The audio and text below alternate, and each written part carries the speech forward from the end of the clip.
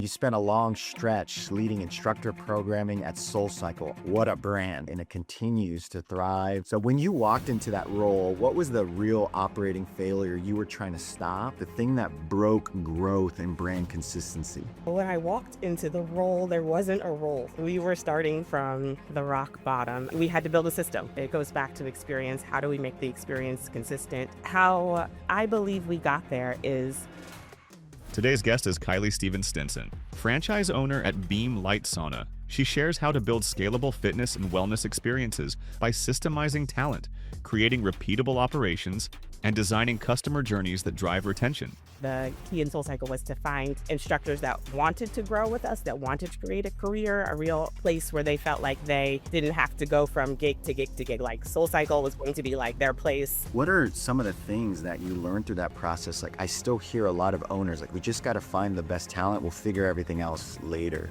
Is that a right approach? Is there a balancing approach? In my experience,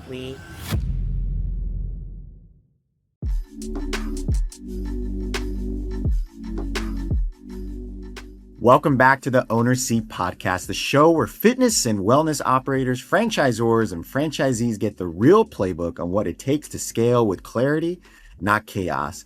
Today's episode is for every owner, you who thinks programming is just the classes or the spaces and not the underlying operating system that makes members pay, stay, and refer others.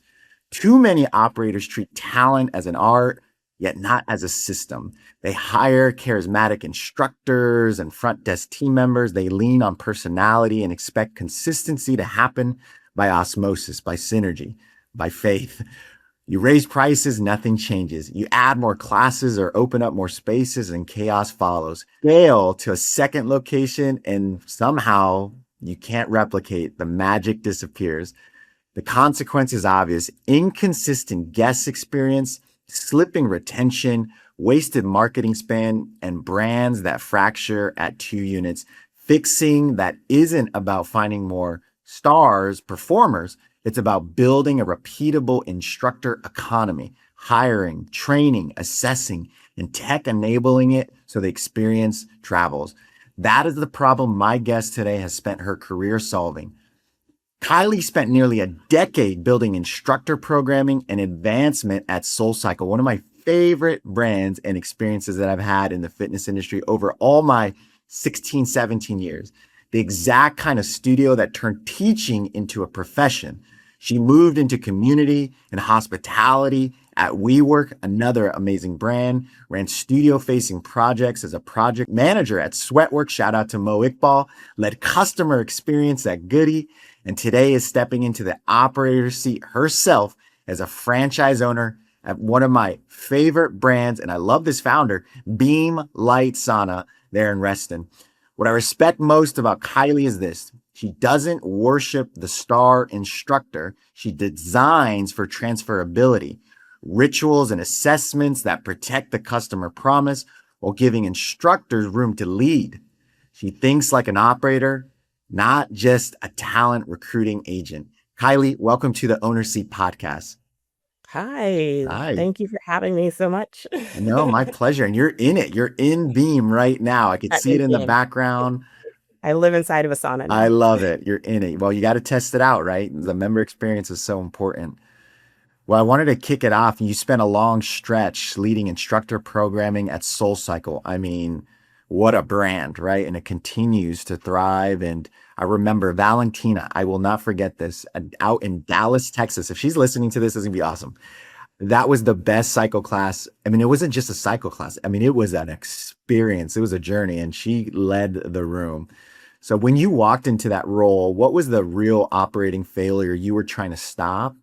Not the surface problem, but the thing that broke growth and brand consistency. Well, when I walked into the role, there wasn't a role. Nice. I love that. And therefore there wasn't even failure. So we were starting from the rock bottom of trying to understand, okay, this is Studio 1, Studio 2, Studio 3. What does that look like in New York City? Like, how do we replicate what was, once on the Upper West Side, all the way across town on the Upper East Side? And we had to build a system, right? So it was literally like I had a 6-year-old daughter. She was building Legos. So it was like we went brick by brick from that place. But to direct back to your question about like what is the operating failure, it goes back to experience. How do we make the experience consistent? We had the structure that we had for Studio One. We knew it was working. You've got the talent all lined up, and then it's like, how do you break up the gang, right?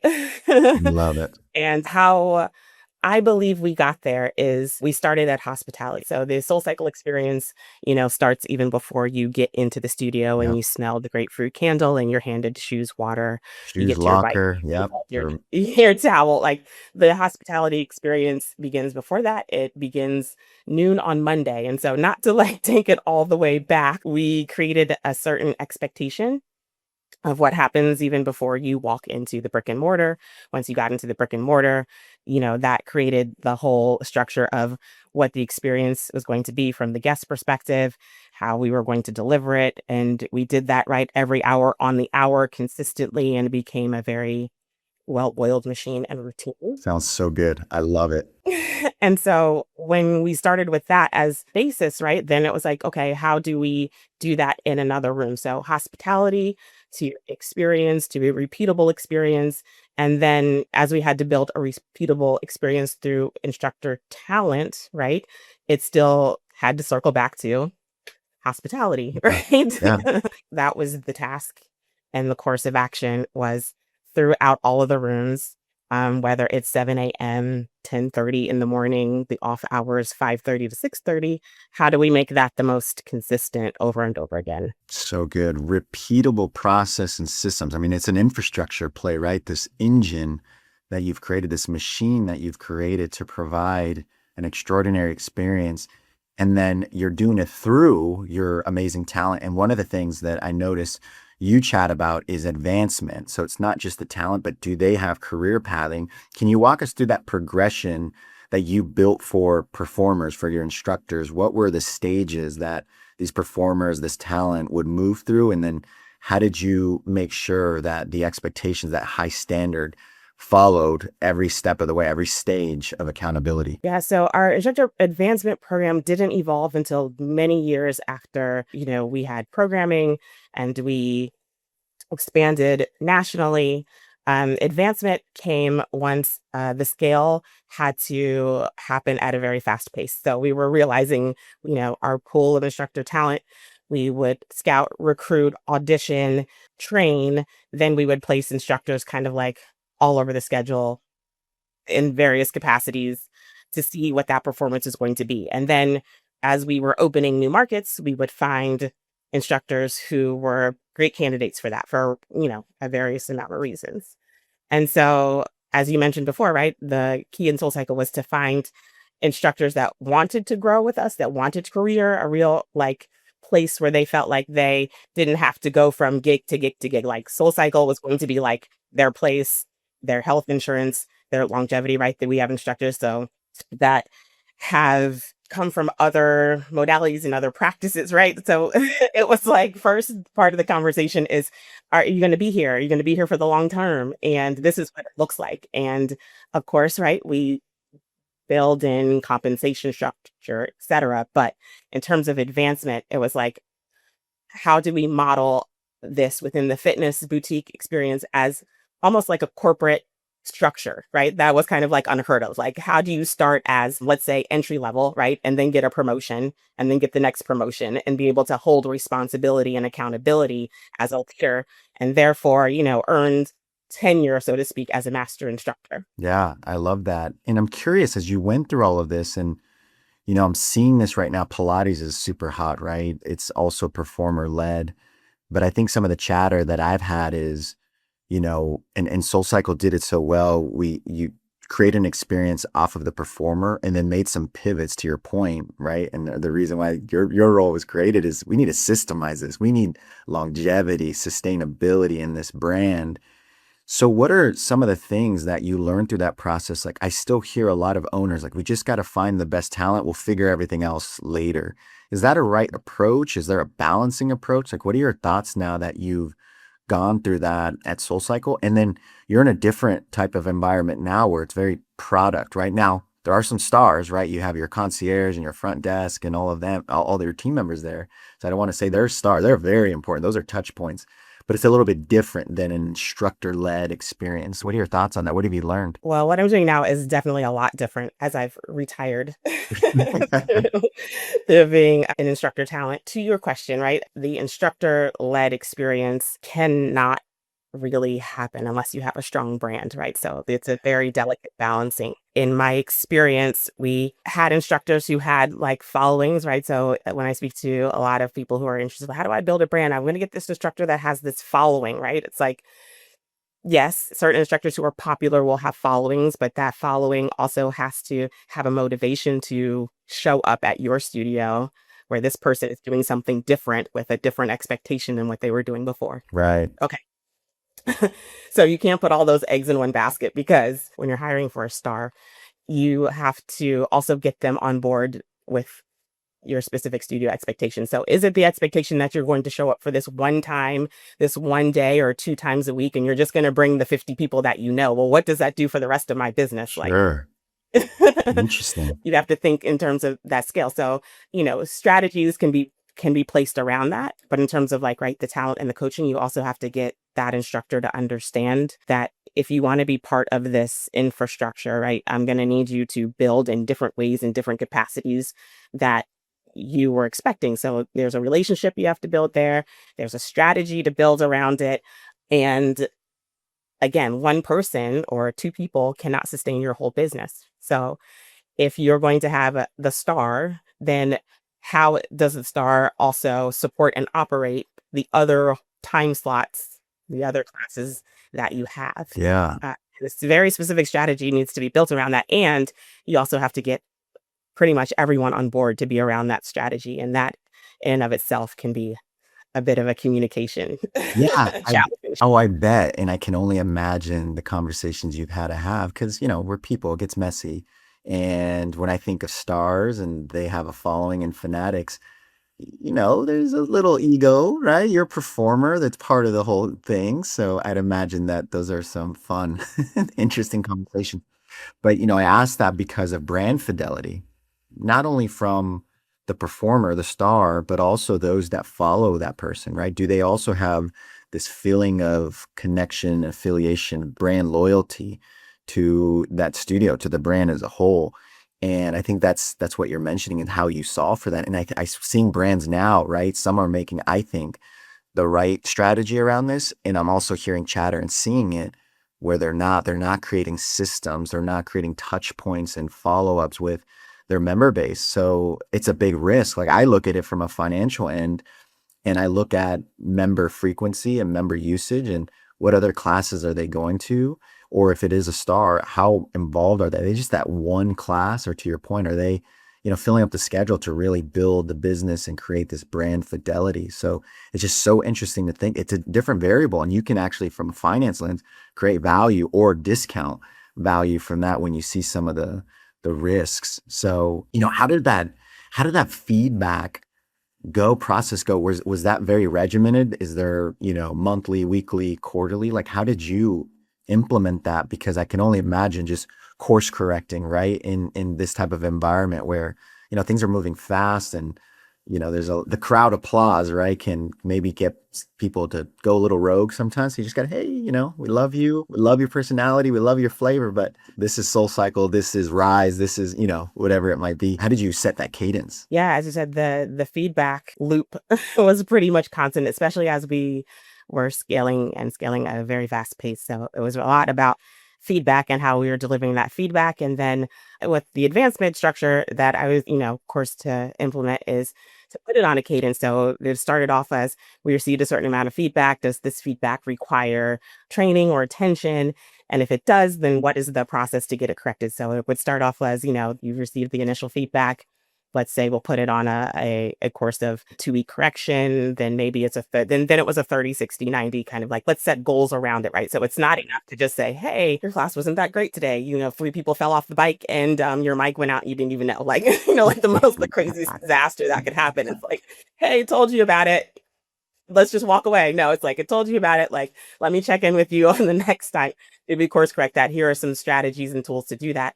Okay, now that we're there, what is the next level? And then is there anything else that we feel like we could strengthen, your performance at this point? And then let's check in again. And after that check-in, what is the next thing that we're going to look at? What is the next? So there should always be, the next checkpoint, and not even just like the check, but then the evaluation and the process. So you want people to feel, again, if they're really part of the brand and the brand fidelity, the brand evolves. How do you get a person to be like fully embedded in that experience of evolution? That's important. I bet everyone listening like me is saying, not only my past conversations with performers, by the way, we love our performers, but also the ones that I need to have. Can Kaili come sit next to me and have that conversation? Like, I'm listening to you role play it a little bit, and I'm like, oh my goodness, like you clearly have done it so many times and you're so good at it. And I could see you just, again, course correcting. And so it's so good, so helpful. I was really curious. You have an impressive background. So not only SoulCycle, but WeWork, another amazing brand. And then Sweatworks. I'm a huge fan of that whole team, Mike and Mo and crew and Goody. I mean, those are different sectors. Like, how did you move across those sectors, and how did it change the way you thought about technology and operations programming? What did you learn from all of these experiences? We don't have enough time. Yeah. Okay, so my jump from SoulCycle to WeWork started with Rise by We. So Rise by We was a boutique fitness model that was an experiment. We call them experiments. It was set up in the financial district in New York City, literally in the basement of a like 50, like the old Goldman Sachs building, which is like, 1,000 floors. Yeah. And it was beautiful. And the concept was to put and place several concepts of boutique fitness under one roof with the membership model, and for it to also, have parallel feeling of what WeWork was, right? Live, work, play, do what you love. That kind of mantra. And in the center of the locker rooms was also a sauna experience. Cut to saunas. Yeah. So it was kind of how to mix the community, the social, the fitness. And I got introduced to the leader of Rise by We, and just, again, went over my experience between building the programming department at SoulCycle, building instructor training program department, building instructor advancement, and how does that look, again, from starting from scratch with a new model. So that happened, and it was great while we could keep it alive. And then I got married, and my husband to relocate to Washington, D.C. from New York. And Awesome. There was a concept, a thing out there at WeWork that they were going to open a kind of like a flagship standalone, instead of it being real estate within another building, it's going to be its own building in Washington, D.C. And who's going to be the community manager? Is it going to have a fitness aspect in it? Like, maybe we'll it was an old YMCA. Maybe we'll throw a basketball court in there. Oh, it's got a locker. Like, there was just like chatter around that. And so I had a meeting and a conversation. And I was like, hey, turns out I'm moving to Washington, D.C. So as I left to Rise by We, and I came to Washington, D.C.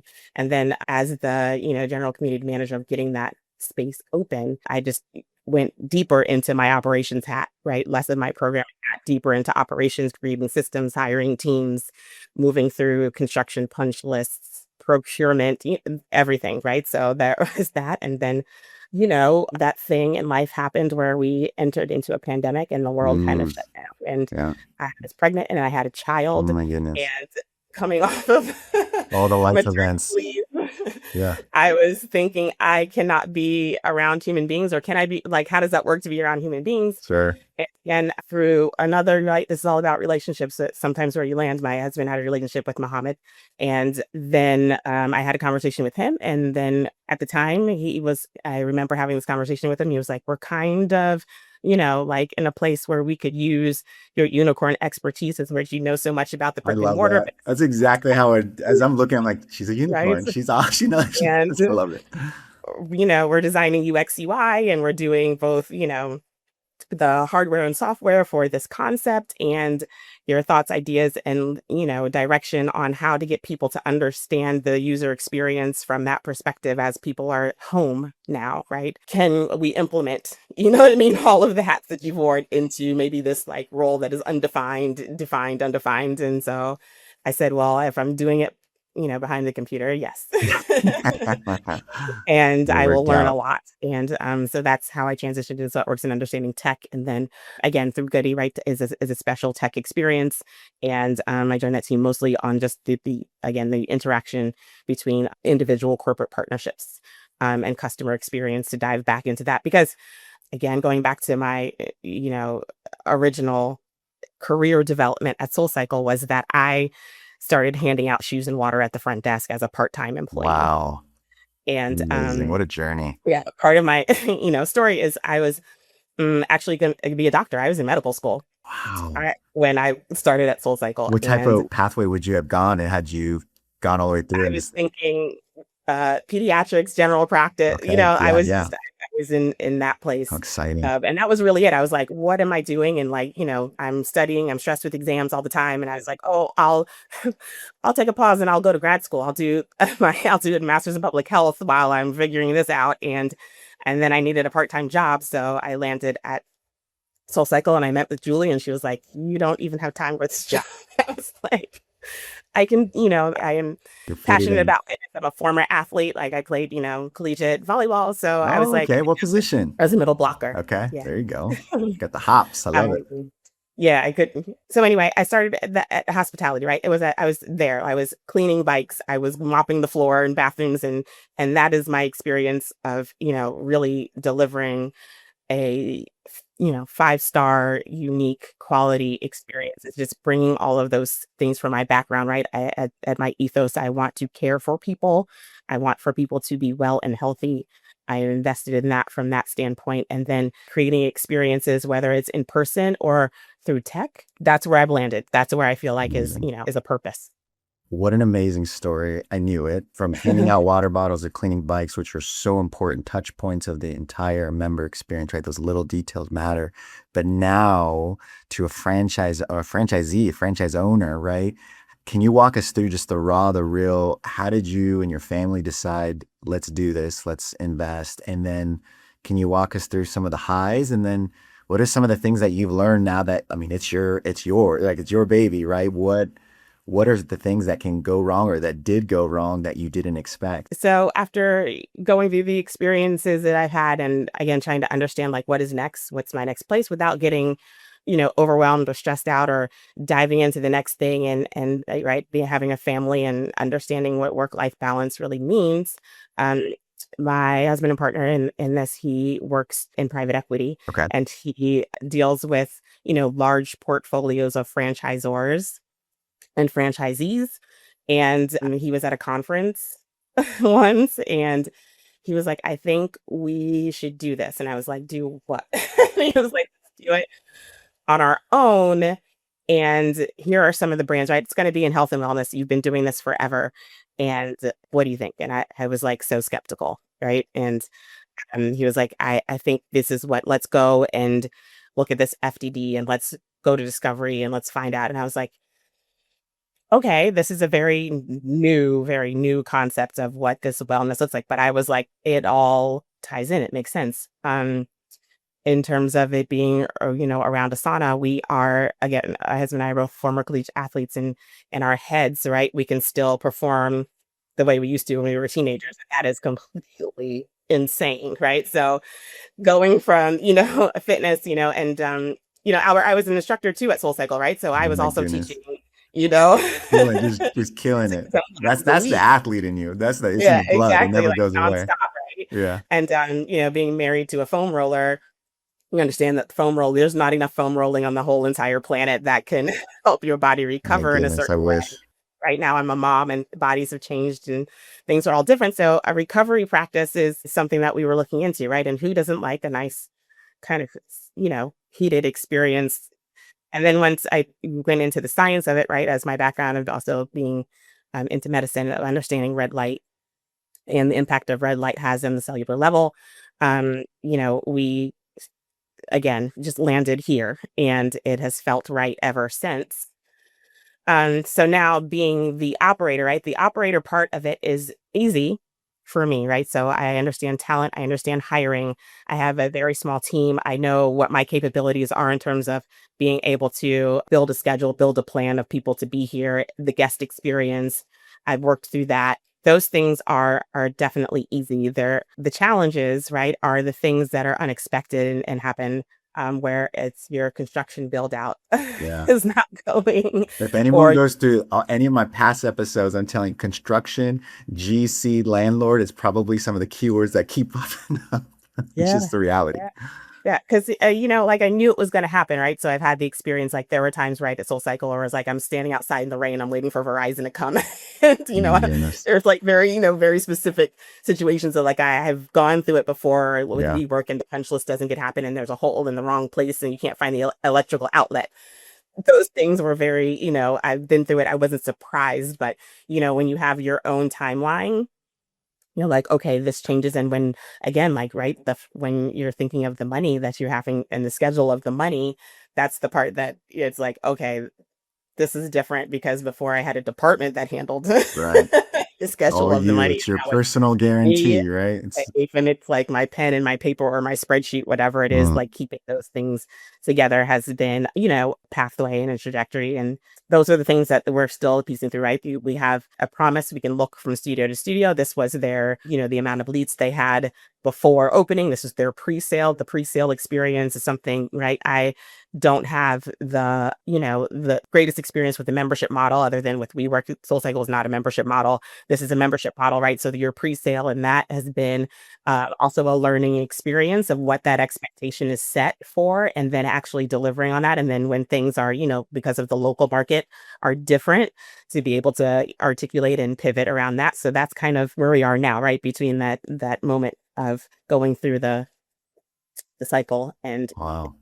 That's having it feel like exciting. you're being slingshot into. Yeah, that's exciting. So you Yeah. mentioned something that really caught my attention, and the reason why I want to bring this up is I think a lot of people, as they're thinking about franchising, don't realize that FDDs are public, that they could actually go do research. And you mentioned that with your partner that, hey, we're going to look at kind of a handful identified list of brands. Let's go into their FDDs and their item 19.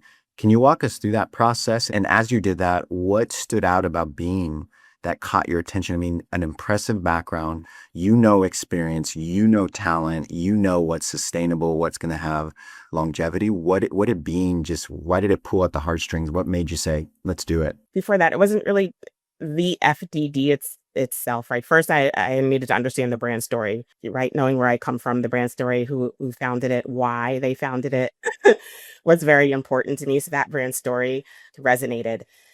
And then, going into the FDD and thinking of like, what is my prior experience? What are the things that I want to do different in my life and career? I noticed that this is it's talent light, right? But it is product driven. But the product in of itself is, if it's strong enough and the brand is strong, it can stand alone. It can stand very strongly alone of what it is. So I was looking for, again, the brand, right? That it's not doing too much, right? We have red light and we have saunas. We don't have a lot of other things. Of course, there is retail offerings, but in terms of the core products, it is very specific. And I think that for me to be able to translate my skill set and for things to resonate for me, I like things and products that are very like, this is what it is. Like, it's not, we have this plus the add on, and then you can add all this whole menu of services. It's like, we are right here. Like we are in a dark room on a bike going nowhere. That's that's it. Or you know what I mean? Or you have a 14-foot by 10-foot box where you can put in some chairs and set up a computer. That's your spot. Like those are the things for me. And when I'm thinking about product and product development and how I can, translate my skills, that's what I was looking for a brand and a product. And then, the other parts come in alignment, right? So you have a good story, you have foundation, you have the service, the product that is very clear and specified in design. For me, it was talent and operations, light. And then going from there, it's just about, education and service. I love it. You have that unicorn, that differentiating factor, having worked at Sweatworks and really being involved in the tech space, right? And so when I think about Beam and some other brands, I think about utilization, right? Repeat frequency. How do we get them to come in? And I mean, who's better to provide a great experience than you with all of your people? I can only imagine how regimented, high standards that you have for your team, or at least you're training them currently to be able to go and provide here soon. What are your thoughts? Like how, based on the technology that's out there today, or some of the stuff, and you don't have to share, but the stuff under wraps that you're aware about, like what is the industry? How should we position ourselves to be ready for the tech so that we not only can provide great experiences, but really get people to come back? Is that communicating with them outside of the four walls? Is that something that we're leveraging while they're there in four wall and in your sauna space, or for those that do cold or other different modalities? What are your thoughts? Like, where are we going? So we are going into the uncharted territory of AI and what that means in terms of predicting, helping us to predict behavior and helping us to reinforce behavior. And so when I think about behavior model, again, it has to start with the first part of the interface, which is how many clicks does it take for me to get what I want? So while you're going to have a lot of bells and whistles and things that AI is going to be capable of doing, or any tech is going to be capable of doing, I want to see in our industry like an adherence to the fact that like we have to reduce barriers. And the easiest way to create a barrier is to have too many clicks. I have to do this, and then I have to do that. And it's like, I want to be able to press the button, see what I can show up to, click it, and then get, a reminder that I'm doing it. So if I'm in the app doing other things, great. But in terms of me having access, you know what I mean? I just want to have that be super simple and keep that, right? So if the industry can kind of like hold to that first and foremost, I think then people will always have a way to access a service, get what they need pretty easy and simply. Yeah. After that, right, you mentioned retention and creating that it's something that's repeatable, right? So then there's also the part where you either enter into the building, you enter into your service, and maybe you get a prompt of, when is your next appointment? When you add consistency. I think there are ways in which you can create an operational flow through tech. That is, we have notifications pop up on our phone all the time. And, we can go back to the dark ages when it was just like, I'm just going to call someone on the phone and be like, I haven't seen you in 2 weeks, girl. Where are you? We will do that in addition.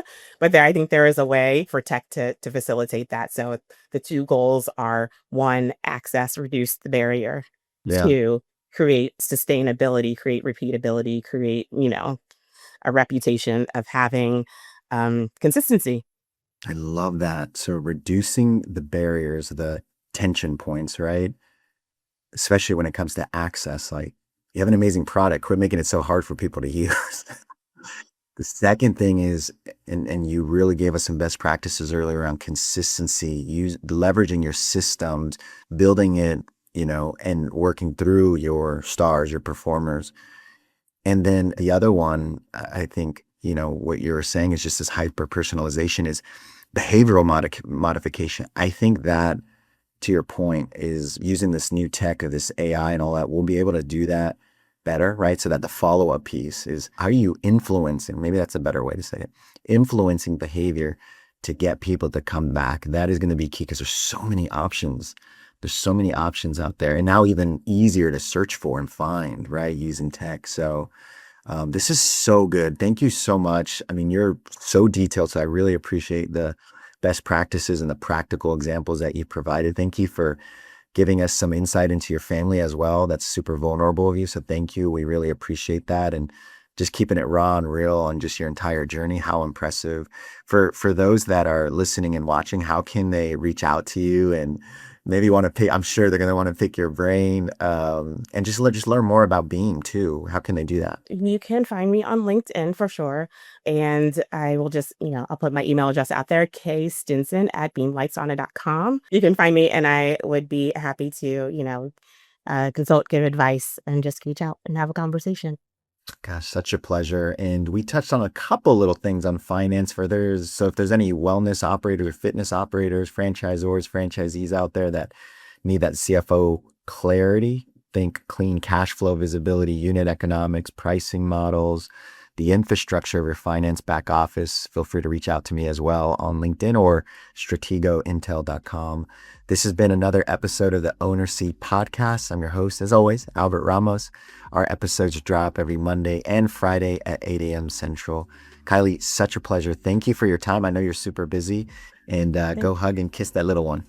Yeah. All right. Thanks, everybody.